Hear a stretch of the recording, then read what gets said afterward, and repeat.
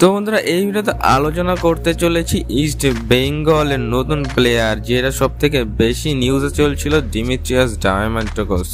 হ্যাঁ বন্ধুরা, যে কিন্তু ইস্ট বেঙ্গলে এসে কি মন্তব্য করলো এবং তার প্রতি উত্তরে east Bengal coach Carlos Cuadrat কি মন্তব্য করলো সমস্ত কিছু আলোচনা করব। তার সঙ্গে সঙ্গে কিন্তু মোহনবাগান থেকে একটা দুর্দান্ত প্লেয়ার কিন্তু একটি লোন ডিলে চলে যাচ্ছে, সমস্ত কিছু আলোচনা করবো ভিডিওতে। তো বন্ধুরা ভিডিওটা না স্কিপ করে সম্পূর্ণ দেখবেন। আর যদি আমাদের চ্যানেলের একটি নতুন সদস্য থাকেন তো আমাদের চ্যানেলটি একটি সাবস্ক্রাইব করে পাশে থাকতে অবভিয়াসলি বলবেন না। তো বন্ধুরা চলো শুরু করা যাক আজকের ভিডিও। তো বন্ধুরা সবার প্রথমে যদি বলে রাখি ইস্ট বেঙ্গলে একটি দুর্দান্ত প্লেয়ার কিন্তু চলে আসে। হ্যাঁ বন্ধুরা, যেখানে কিন্তু ডিমিত্রি ডায়ামান্টোকসকে কিন্তু ইস্ট বেঙ্গল নিয়ে নিয়েছে।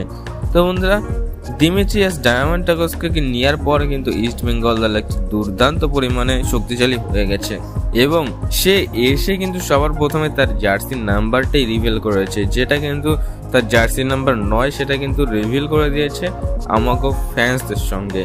তারপর কিন্তু সে মন্তব্য করেছে যে আমি ইস্ট বেঙ্গলে আসতে পেরে অনেক খুশি হয়েছি এবং আমি লাল হলুদ জার্সিতে আমার সম্পূর্ণ পারফরমেন্স দেওয়ার চেষ্টা করব।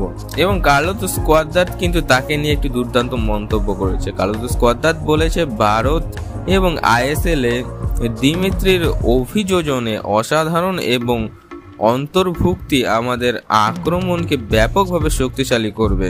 তার সাথে আমার একটি ফলপ্রসূ কথোপকথন হয়েছিল যা তাকে ইমামি ইস্ট বেঙ্গলে যোগ দিতে রাজি করিয়েছিল।